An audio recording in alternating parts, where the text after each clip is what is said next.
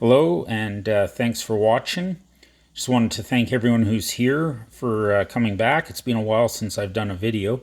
Hunting season and Christmas, the holidays in general, and life seem to be conspiring against me. But I'm back with a beautiful Model 1.5 Smith & Wesson.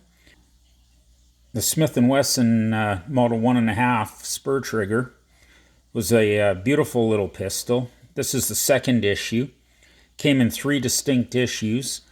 The first one having a flat-sided barrel, more of an octagon shape kinda, no flutes on the cylinders, and the grip was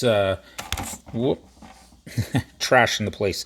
The grip was flared out somewhat instead of the bird's head. They really don't look much alike, other than the fact that they shot the same cartridge. Even the locking mechanism on the first model was different. I'm not sure exactly where it locked. I believe it was in the bottom, whereas this one locks from the top in traditional Smith & Wesson fashion.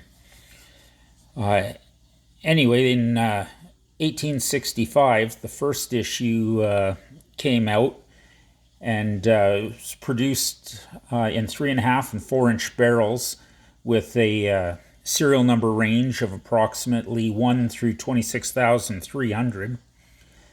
It was 32 rimfire and became a real popular choice for personal protection, used by all sorts of people. Even the law would, police would use these as backup. Apparently, Frank James and Coleman Younger were known to carry the first issue as pocket pistols. Anyway, really popular.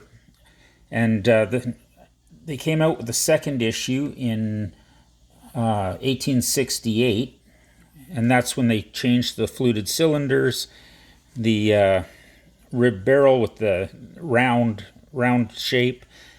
Personally, I think this is the pistol that says Old West pocket pistol. This is the one. I mean, it looks similar to others like the Marlin XXX and whatnot, but this is the quintessential pocket pistol.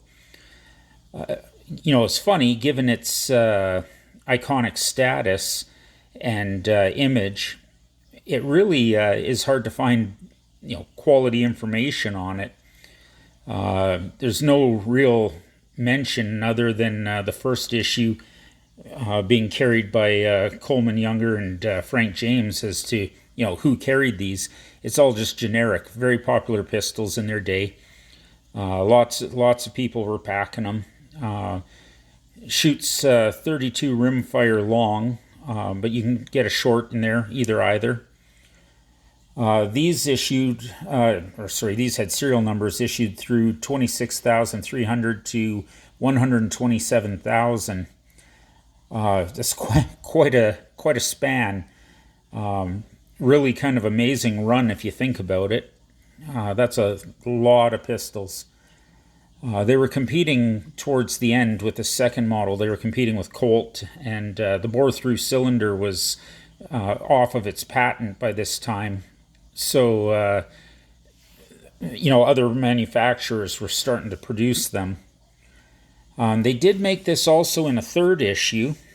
The third issue, though, was a fairly significantly different gun. It was centerfire 32 Smith & Wesson, and it had a large pivot point, and instead of tipping up, it tipped down.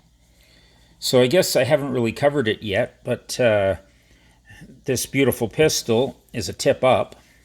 So the hinge is on top. Just break the barrel, pull the cylinder out, you'd load it.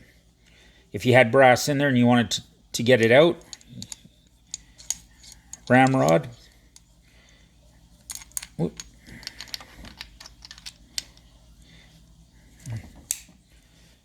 So that's the standard tip-up design that Smith & Wesson was popular, or they kind of made it popular.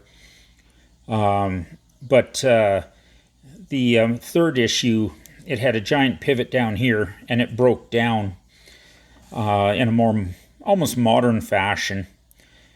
But like I said, this is the quintessential pocket pistol of the Old West. There's some that look alike, but this is it. This particular one's in remarkably good shape for its age.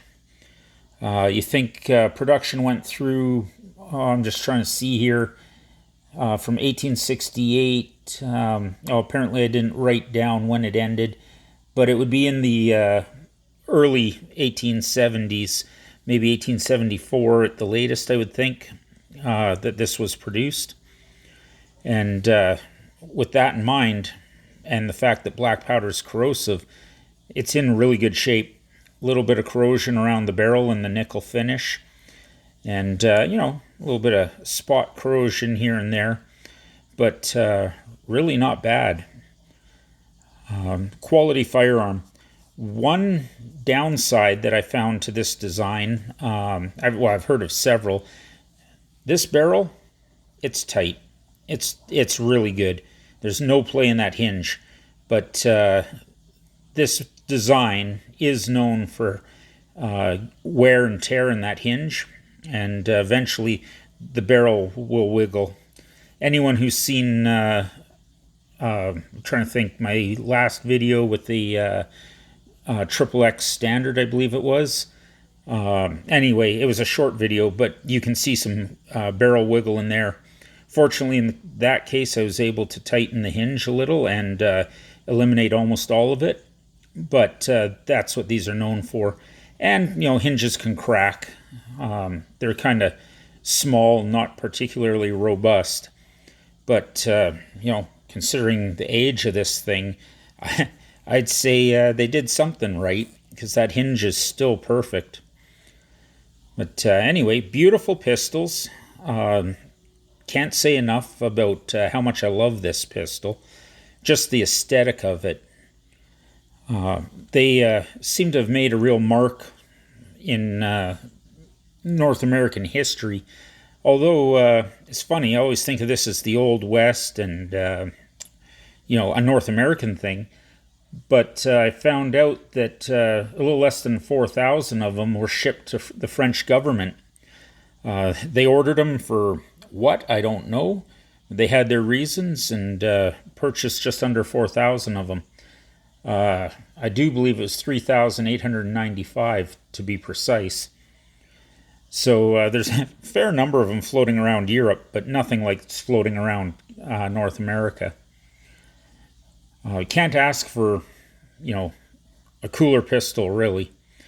And these aren't, they're a pocket pistol, but, they do have a little more size to them than some of the pocket pistols, which for me and my rather large hands is a good thing. The bird's head grip, unfortunately, is still a case of only being able to get 2 fingers on it. The third one's gone. It's just the handle's too small, but that's okay. I'm going to see if I can edit in a little bit of shooting of this thing, because I do enjoy shooting it. Haven't gotten it out nearly enough, but plan on getting it out some more. Unfortunately, the only video I could find was shooting some blanks, but it gets the message across.